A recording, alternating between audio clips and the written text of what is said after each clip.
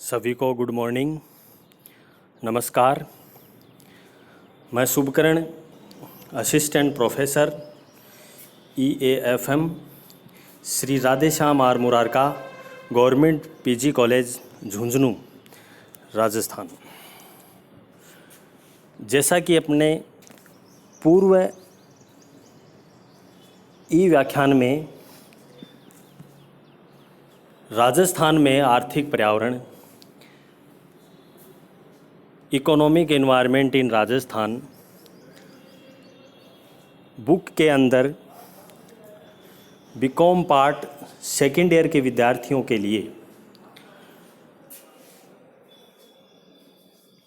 Unit प्रथम के अंतर्गत राजस्थान में आर्थिक पर्यावरण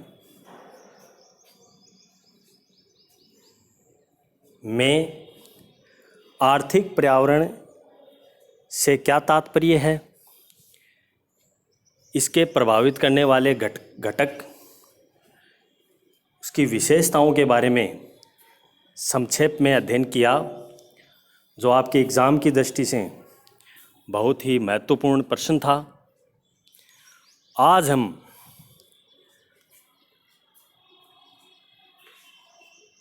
यूनिट प्रथम के अंतर्गत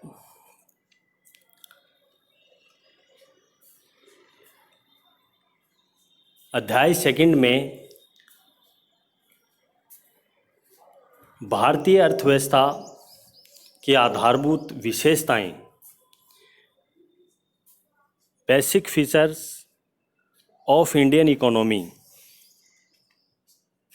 के बारे में संक्षेप में अध्ययन करेंगे, जो आपके प्रतियोगी परीक्षाओं के लिए भी और बीकॉम पार्ट सेकेंड ईयर के विद्यार्थियों के विश्वविद्यालयों की परीक्षाओं में भी बहुत ही उपयोगी चैप्टर है। भारतीय अर्थव्यवस्था की आधारभूत विशेषताएं।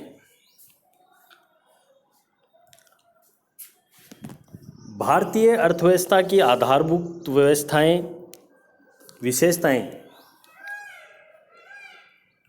के अंतर्गत अध्ययन करने से पहले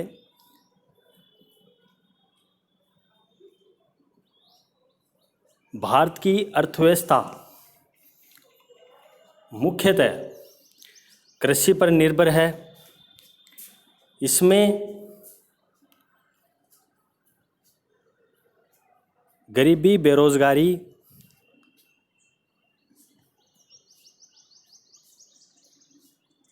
एवं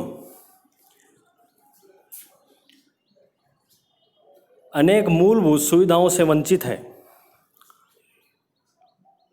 अपन कहें कि भारत एक विशाल देश है, जो जनसंख्या की दृष्टि से विश्व में इसका दूसरा स्थान है। भारतीय अर्थव्यवस्था विकासशील अर्थव्यवस्था है। देश की जनसंख्या का एक बड़ा भाग निर्धन है, जो मूलभूत सुविधाओं से वंचित भी है। इसका प्रमुख कारण है पूंजी एवं तकनीकी ज्ञान का अभाव एवं प्रशासनिक अकुशलता।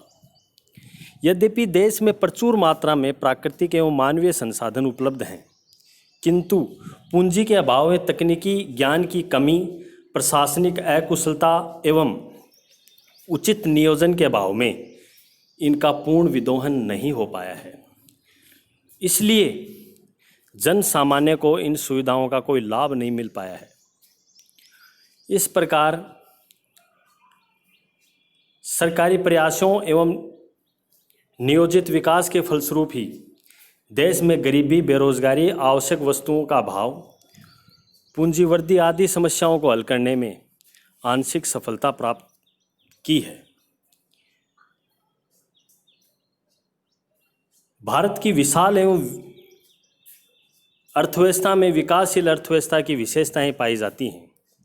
इसी के कारण इसे भी विकासशील अर्थव्यवस्था कहा जा सकता है।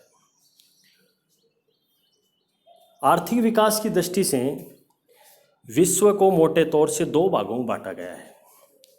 पहला है विकसित देश या अर्थव्यवस्थाएं, विकासशील देश या अर्थव्यवस्थाएं। विकसित और विकासशील दोनों तुलनात्मक शब्द हैं। कोई भी देश किसी दूसरे देश की तुलना में विकसित हो सकता है, किंतु वही देश किसी अन्य देश की तुलना में विकासशील हो सकता है। उदाहरण के लिए भारत बांग्लादेश की तुलना में विकसित है, किंतु अमेरिका की तुलना में विकासशील है। भारत एक विकासशील देश है। अर्थात हम कहना चाहेंगे विकसित देश वो होता है जिसमें संपूर्ण रूप से सब मूलभूत सुविधाएं हों और किसी भी तरह से पिछड़ा हुआ नहीं हो, विकसित देश की श्रेणी में आता है। जबकि विकासशील देश वह है जो कि मूलभूत सुविधाओं से वंचित हो और पिछड़ा हो, अर्थात प्रगतिशील हो, वो अपने विकासशील देश की श्रेणी में उनको मानते हैं। ये भारत की मोटे तौर से दो विशेषताएं में सम्मिलित हैं।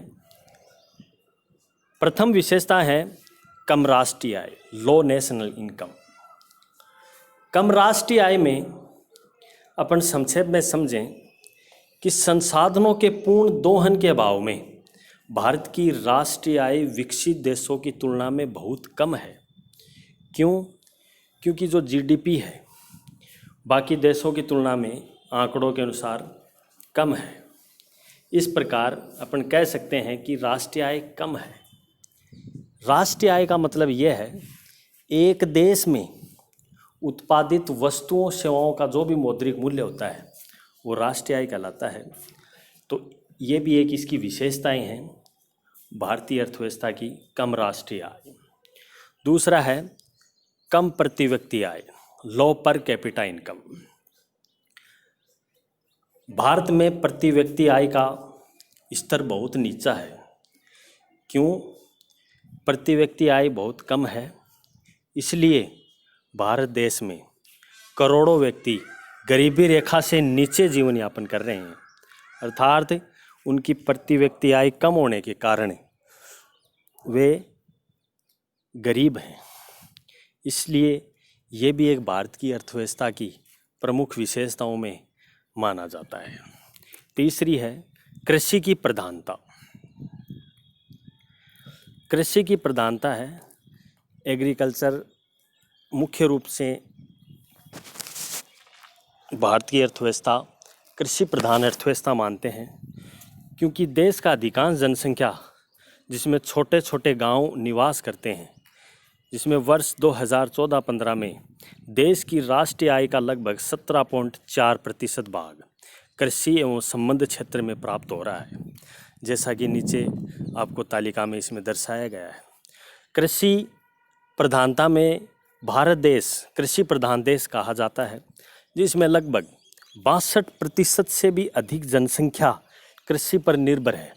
इसलिए हम कह सकते हैं कि भारत की देश की अर्थव्यवस्था कृषि प्रधान अर्थव्यवस्था मानी जाती है। अगला है चौथा पॉइंट, जनसंख्या में विस्फोटक वृद्धि, पॉपुलेशन एक्सप्लोशन। जनसंख्या में विस्फोटक वृद्धि की विश्व में चीन के बाद भारत सबसे अधिक जनसंख्या वाला देश है। अर्थात चीन के बाद भारत का जनसंख्या में दूसरा स्थान है।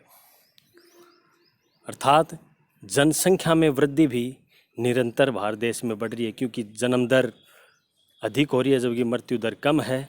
इसलिए आंकड़ों के अनुसार हम कहें कि सन 1991 की जनगणना के अनुसार भारत की कुल जनसंख्या 84.6 करोड़ थी, जो 2001 की जनगणना के अनुसार बढ़कर 102.7 करोड़ हो गई। इसी प्रकार 2011 की भारत की जनगणना के अनुसार जनसंख्या 121 करोड़ थी। दिन प्रतिदिन जनसंख्या बढ़ रही है। इससे भारतीय अर्थव्यवस्था में जनाधिक्य होने से भोजन, वस्त्र, आवास, चिकित्सा, शिक्षा आदि में कमी उत्पन्न हुई है। इसके फलस्वरूप महंगाई, बेरोजगारी आदि में वृद्धि हुई है। इस प्रकार हम कह सकते हैं कि भारत में जनसंख्या विस्फोट वृद्धि भी भारतीय अर्थव्यवस्था का मुख्य विशेषताओं के अंतर्गत सम्मिलित है। पांचवा है बेरोजगारी व अल्प रोजगार, अनएम्प्लॉयमेंट एंड अंडर एम्प्लॉयमेंट।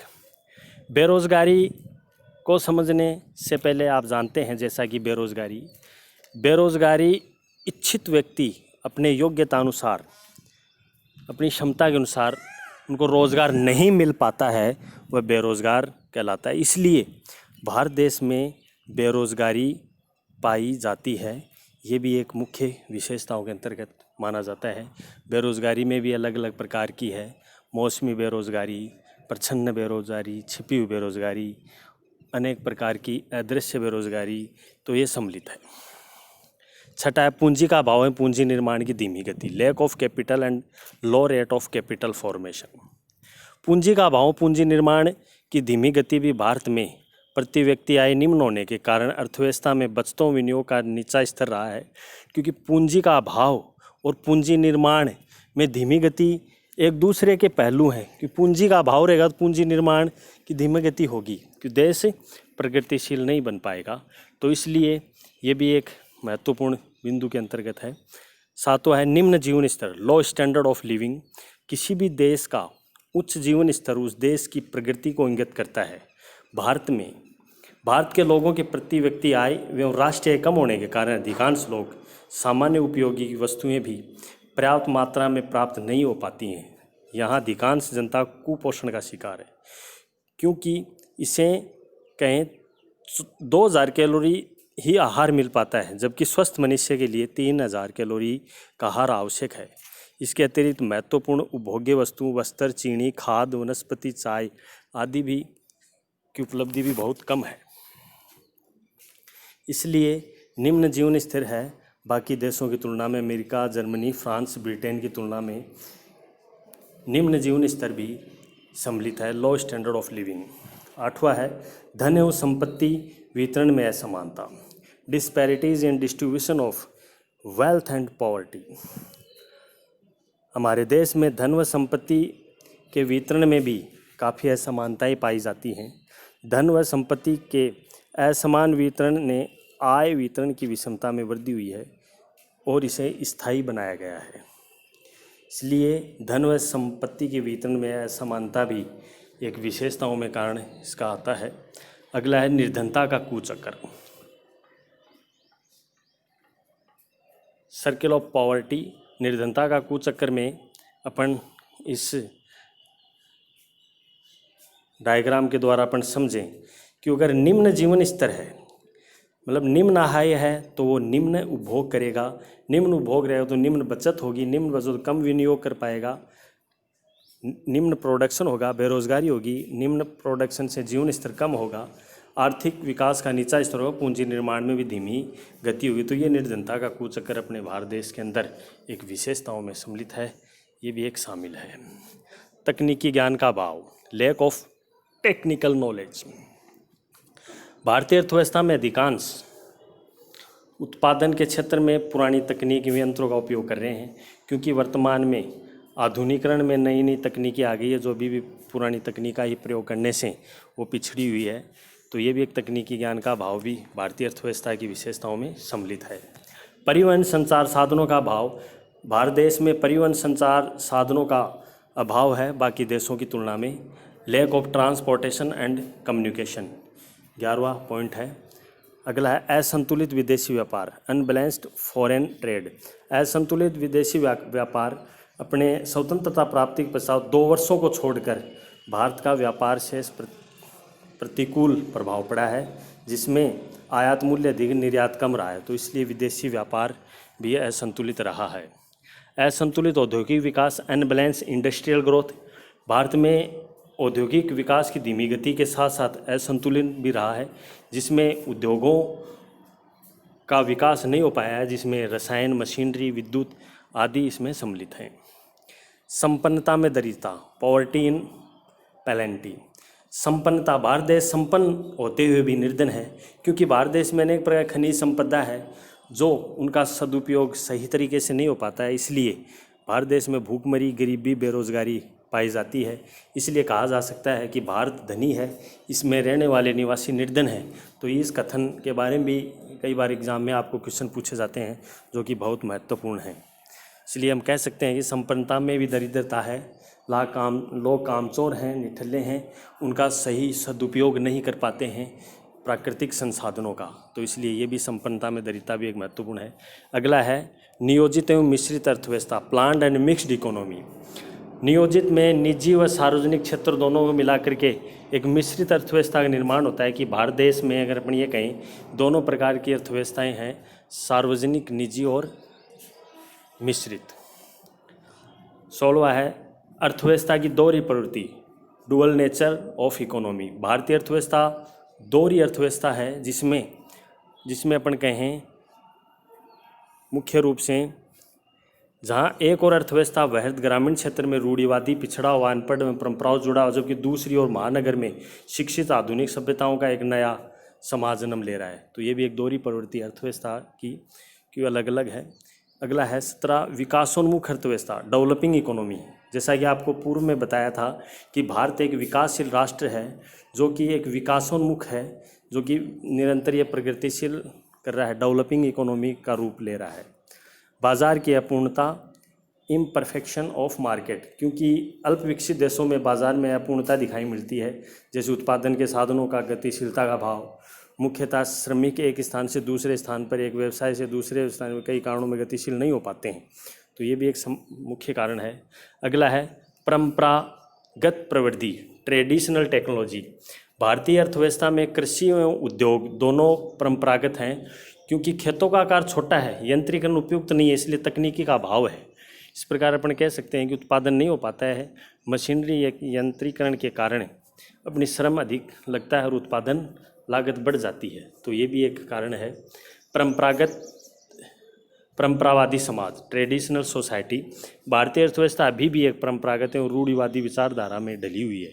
इसमें अनेक कुरीतियाँ जैसे मृत्यु भोज, फिजूल खर्ची, बाल विवाह, संयुक्त परिवार, जादू टोने आदि पर विश्वास करता है, इसलिए पिछड़ा हुआ है। ट्रेडिशनल सोसाइटी आज भी भारत देश में विद्यमान है। ये भी इसकी एक विशेषताओं के अंतर्गत है। घाटे की वित्त व्यवस्था, डेफिसिट फाइनेंसिंग। भारतीय अर्थव्यवस्था, भारत की आर्थिक नियोजन धन जुटाने के हेतु घाटे की वित्त व्यवस्था का सहारा लिया जाता है, क्योंकि सार्वजनिक राजस्व अपर्याप्त वसूली, भ्रष्टाचार व सरकारी फिजूल खर्ची के कारण बजट घाटा बढ़ता है। इससे मूल्यवर्धी, मिलावट, रिश्वतखोरी, बाजारी चोरी आदि की गतिविधियाँ भी बढ़ी है, इसलिए घाटे की वित्त की व्यवस्था है। क्योंकि अपना भारत देश बजट जब जारी करता है तो अनेक प्रकार के घाटों को दर्शाता है। ये भी एक सम्मिलित है। मानसून पर निर्भर, भारतीय अर्थव्यवस्था कृषि प्रधान अर्थव्यवस्था है, जैसे आपको पूर्व में बताया, क्योंकि वो मानसून पर निर्भर है। मानसून की अपर्याप्तता या देरी के कारण कृषि एवं व्यापार उद्योग पर बहुत ही बुरा प्रभाव पड़ता है। इससे रोजगार व उत्पादन, राष्ट्रीय आय भी प्रभावित होती है, जिसे अपन कह सकते हैं कि भारतीय अर्थव्यवस्था एक मानसून का जुआ भी है। डिपेंडेंस ऑफ मानसून कह सकते हैं, कि मानसून पर निर्भर है। ये है 23वां युद्ध से आशंकित अर्थव्यवस्था, वार अप्रेसेड इकोनॉमी। भारत का जब विभाजन हुआ, जब पड़ोसी देश राष्ट्रों में बैर हो गया, 1962 में चीनी आक्रमण, 1965 व 71 में पाकिस्तानी आक्रमण, कारगिल और घुसपैठ ने भारत को अपनी राष्ट्रीय आय का बहुत बड़ा भाग सुरक्षा खर्च पर मजबूर कर दिया गया है, कि भारतीय सीमाएं सदैव विदेशी आक्रमण से आशंकित रहती हैं। यदि भारत के पड़ोसी देशों में मैत्रीपूर्ण संबंध हो तो सुरक्षा व्यवस्था पर इतना व्यय करने की जरूरत नहीं पड़ती है, फलस्वरूप विकास कार्यों के लिए भी अधिक धन उपलब्ध हो पाता। तो ये भी है, युद्ध से आशंकित हैं।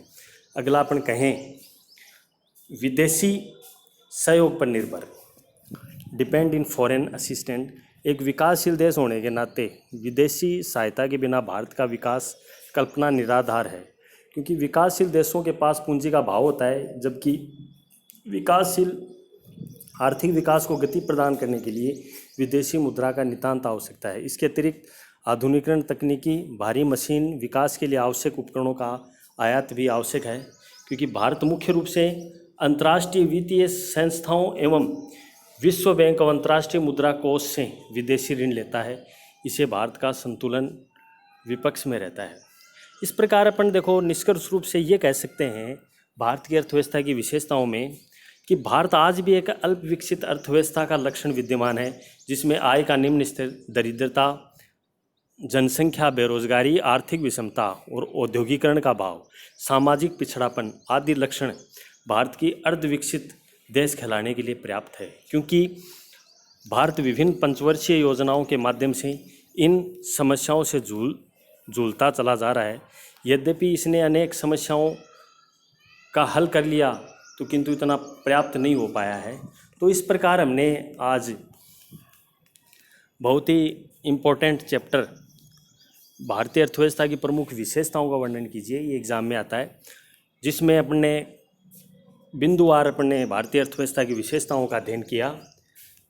पहला, कम राष्ट्रीय आय, कम प्रति व्यक्ति आय, कृषि की प्रधानता, जनसंख्या में विस्फोटक में वृद्धि, बेरोजगारी में अल्प रोजगार, पूंजी का भाव, पूंजी निर्माण की धीमी गति, निम्न जीवन स्तर, धन व संपत्ति वितरण में असमानताएं, निर्धनता का कुचक्कर, तकनीकी ज्ञान का भाव, परिवहन संचार के साधनों का भाव, असंतुलित विदेशी व्यापार, असंतुलित औद्योगिक विकास, संपन्नता में दरिद्रता, नियोजित एवं मिश्रित अर्थव्यवस्था, अर्थव्यवस्था की दोहरी प्रवृत्ति, विकासोन्मुखी अर्थव्यवस्था, बाजार की अपूर्णताएं, परंपरागत प्रविधियां, परंपरावादी समाज, घाटे की वित्त की व्यवस्था, मानसून पर निर्भरता, युद्ध से आशंकित अर्थव्यवस्था, विदेशी सहयोग पर निर्भर, ये विभिन्न प्रकार की विशेषताएं हैं। इनके अलावा और भी अनेक प्रकार की विशेषताएं हैं जो कि आपके भारतीय अर्थव्यवस्था की विशेषताओं में आती हैं।